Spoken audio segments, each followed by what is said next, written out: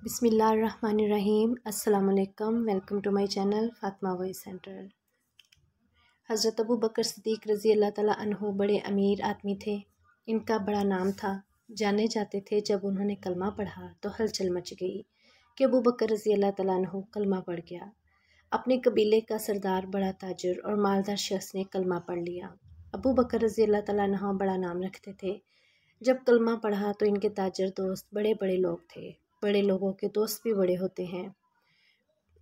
कौन सबसे अमीर आदमी? अब्दुल रहमान बिन औफ, मक्का के बेहतरीन ताजर, हज़रत उस्मान गनी, हज़रत ज़ुबैर बिन अवान, हज़रत सईद बिन ज़ैद, हज़रत तलहा बिन उबैदुल्लाह रज़ी अल्लाह ताला अन्हु, ये सारे इकट्ठे होकर तस्दीक करने गए। जाके कहने लगे कि अबू बकर, आपने कलमा पढ़ लिया।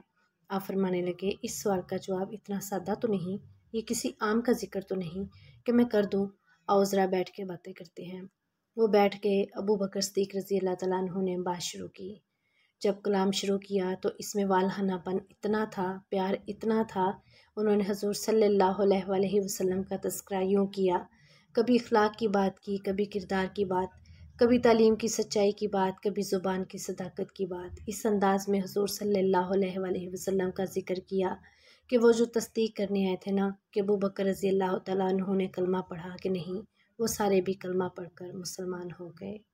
सुबहान अल्लाह। वीडियो पसंद आए तो लाइक करें और चैनल को सब्सक्राइब करें।